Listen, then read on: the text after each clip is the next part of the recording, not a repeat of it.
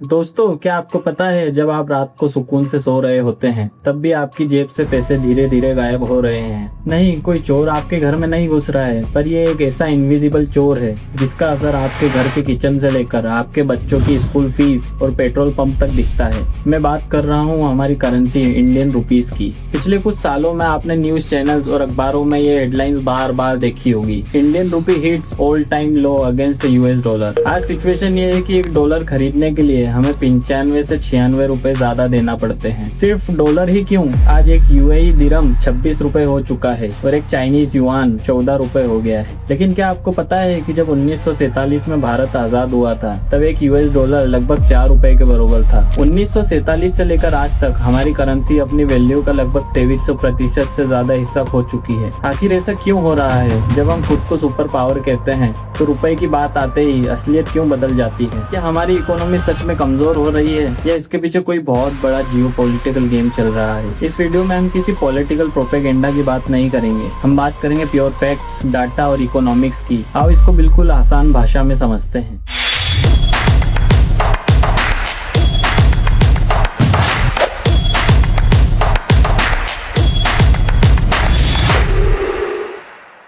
अब आप में से बहुत से लोग सोचेंगे, भाई मुझे क्या, मैं तो इंडिया में रहता हूँ, मुझे डॉलर और दिरहम से क्या मतलब है। दोस्तों, जब रुपया गिरता है तो आम जनता की कमर कैसे टूटती है ये समझिए। पहली बात, महंगाई। इंडिया अपनी जरूरत का सामान बाहर से इम्पोर्ट यानी मंगवाता है। क्रूड ऑयल से लेकर आपके खाने के सोयाबीन तेल तक और स्मार्टफोन से लेकर सोना तक हम बाहर से इम्पोर्ट करवाते हैं। जब हमारा रुपया कमजोर होता है तो वही सामान खरीदने के लिए हमें पहले से कहीं ज्यादा रुपया देने पड़ते हैं। इसका सीधा असर आपकी जेब पर पड़ता है। दूसरी बात, एजुकेशन और ट्रेवल। अगर आपका बेटा या बेटी बाहर पढ़ने का सपना देख रहे हैं या फॉरेन ट्रिप प्लान कर रहे हैं तो आपकी कल तक की सेविंग्स आज कम पड़ जाएगी। तीसरी बात, परचेसिंग पावर। इसका मतलब है जो पैसे आपने बैंक में बचा कर रखे हैं उनकी औकात, परचेसिंग पावर कम हो रही है, यानी बिना पैसे खोए आप लगातार गरीब हो रहे हैं। अब सवाल यह है कि किसी करेंसी की वैल्यू तैयार कैसे होती है? दुनिया का जो भी इंटरनेशनल ट्रेड होता है, यानी जब एक देश दूसरे देश से सामान खरीदता है तो लगभग 85%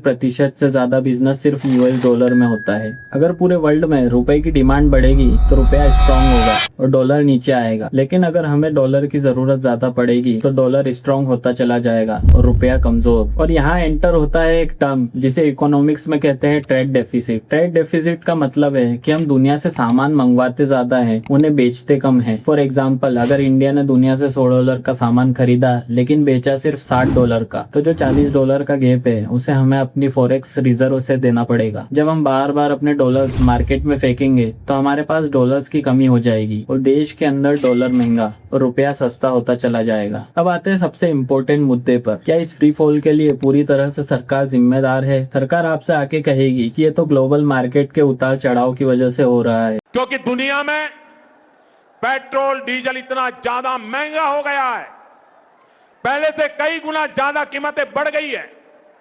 तो हम सबका दायित्व है कि पेट्रोल डीजल की खरीद पर जो विदेशी मुद्रा खर्च होती है, पेट्रोल डीजल बचाकर हमें वो मुद्रा भी बचानी है। लेकिन चलिए इसको 3 बड़े पॉइंट से डिकोड करते हैं। पहला है एनर्जी ट्रैक, क्रूड ऑयल पर हमारी डिपेंडेंसी। इंडिया अपनी जरूरत का लगभग 80 से 85% क्रूड ऑयल बाहर के देशों से मंगवाता है। इस क्रूड ऑयल का पूरा पेमेंट हमें डॉलर में करना पड़ता है। पिछले कई दशकों में किसी भी गवर्नमेंट ने कोई ऐसा कॉन्क्रीट अल्टरनेटिव तैयार नहीं किया जो हमारी इस डिपेंडेंसी को खत्म कर सके। हमने रिन्यूएबल एनर्जी और ईवी पर बात करना अब शुरू की है, तब तक बहुत देर हो चुकी है। जैसे ही दुनिया में कोई युद्ध होता है तो क्रूड ऑयल महंगा होता है और हमारा रुपया क्रैश कर जाता है। दूसरा है the manufacturing failures and fake startups. सरकार ने 2014 में मेक इन इंडिया का नारा दिया था। टारगेट था कि मैन्युफैक्चरिंग को जीडीपी का 25% बनाया जाएगा। लेकिन रियलिटी क्या है? आज भी हमारी जीडीपी के सिर्फ 16 से 17% पर ही अटकी हुई है। हम चाइना, वियतनाम की तरह एक एक्सपोर्ट हाउस नहीं बना पाए। आज भी बच्चों के खिलौनों से लेकर मोबाइल पार्ट्स तक चाइना से आते हैं। और जो हमारे देश के नए यूनिकॉर्न स्टार्टअप्स है, Blinkit, Zepto, Swiggy, Zomato, Zomato, Instamart, क्या ये देश के लिए डॉलर कमा के ला रहे हैं? नहीं, ये कोई नेट फॉरेन एक्सचेंज अर्नर्स नहीं है। इनका बिजनेस मॉडल सिंपल है। बाहर के बड़े फॉरेन इन्वेस्टर से हजारों करोड़ों रुपए का फंड उठाओ और उस पैसे का यूज करके हमारे देश के रिटेल मार्केट पर कब्जा करो। कुछ नया इन्वेंट नहीं हो रहा है दोस्तों, बस पड़ोस की दुकान से मैगी और दही उठाई जा रही है और आपको डिलीवर की जा रही है। बदले में हैंडलिंग फीस और कन्वीनियंस फी के नाम पर आपके ही जेब से पैसा निकाला जा रहा है। प्रॉफिट का एक बड़ा हिस्सा उन बाहर के गोरों को वापस लौटा दिया जाता है जिन्होंने इनकी कंपनी में इन्वेस्ट किया था। जो दिमाग ग्लोबल मार्केट से डॉलर खींचने में लगाना चाहिए था, वो आज 10 मिनट में दही प्याज डिलीवर करने में घिसा जा रहा है। तीसरा, द फाइनेंशियल इनस्टेबिलिटी। जब भी यूएसए का central bank, US federal reserve, अपने देश में इंटरेस्ट रेट्स बढ़ाता है, तो जो विदेशी इन्वेस्टर्स ने इंडिया के स्टॉक मार्केट में पैसा लगाया था, वो अपना पैसा निकाल कर वापस यूएस भाग जाते हैं। सरकार हमारे डोमेस्टिक मार्केट को इतना स्टेबल नहीं बना पाई कि वो विदेशी इन्वेस्टर्स को लॉन्ग टर्म के लिए यहाँ रोक सके। चौथा, हमारी आम जनता की गलती। लेकिन दोस्तों, सारी गलती हम सरकार पर डालकर हम आम जनता अपनी जिम्मेदारी से नहीं भाग सकते। हमारी भी कुछ ऐसी आदतें हैं जो पीठ पीछे देश की करेंसी को धोखा दे रही है। हमारी पहली गलती, गोल्ड का ब्लाइंड ऑब्सेशन। इंडिया दुनिया में गोल्ड का सबसे बड़ा खरीदार है। सोना हमारे लिए इमोशनल इन्वेस्टमेंट है, लेकिन शर्म की बात यह है कि इंडिया के अंदर सोना पैदा ही नहीं होता। हम हर साल हजारों टन सोना स्विट्जरलैंड और यूएई से इंपोर्ट करते हैं। जब शादियों के सीजन में हमारी जनता ब्लाइंड होकर सोना खरीदती है,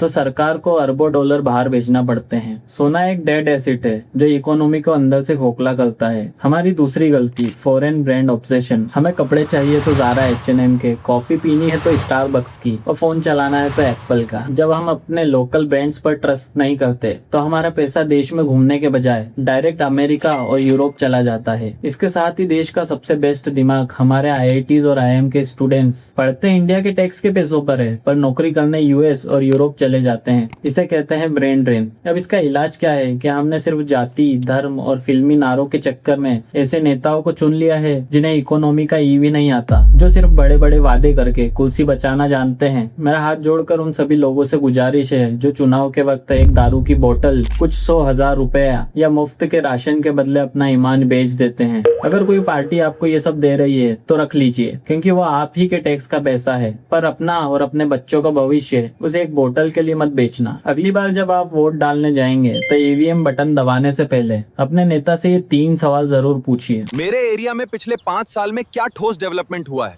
क्या सड़कें, पानी और बिजली की दिक्कत खत्म हुई या नहीं?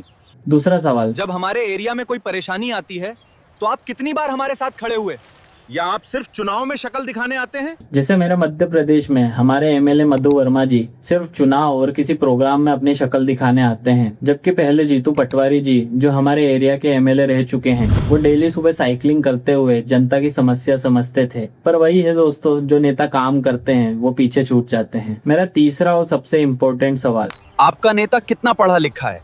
याद रखिए, एक अनपढ़ नेता कभी इकोनॉमी, GDP और रुपए की वैल्यू को नहीं समझ सकता। अगर देश को तरक्की के रास्ते ले जाना है तो वोट उसे ही देना जो पढ़ा लिखा हो, जिसके पास विजन हो। अगर हमें रुपए को बचाना है तो 3 स्टेप्स आज ही लेने होंगे। पहला स्टेप, हाइड्रोजन और सोलर पर शिफ्ट होकर क्रूड ऑयल की डिपेंडेंसी खत्म करनी होगी। दूसरा, मैन्युफैक्चरिंग सेक्टर से करप्शन और ब्यूरोक्रेसी को खत्म करना होगा। तीसरा और हमारा सबसे इम्पोर्टेंट स्टेप, हमें यानी आम जनता को वोकल फॉर लोकल को सिर्फ नारा नहीं, लाइफस्टाइल बनाना होगा। हमें हमारे देश की बनी चीज ज्यादा से ज्यादा इस्तेमाल करना है। करेंसी का गिरना सिर्फ एक टेम्पररी दिक्कत नहीं है, यह हमारे सिस्टम और हमारी लाइफस्टाइल का एक आईना है। अगर आज हम नहीं जागे तो आने वाली पीढ़ी का फ्यूचर डार्क हो जाएगा। दोस्तों, इस मुद्दे पर आपका क्या सोचना है? क्या हमें सच में पढ़े लिखे और विजन वाले नेताओं की जरूरत है? मुझे कमेंट्स में जरूर बताना। अगर वीडियो इन्फॉर्मेटिव लगी हो तो इस वीडियो को लाइक जरूर करना, जिससे मुझे आपके लिए ऐसे और भी टॉपिक्स पर वीडियो बनाने के लिए मोटिवेशन मिले। और चैनल को सब्सक्राइब करना मत भूलना। मिलते हैं ऐसे ही अगले वीडियो में।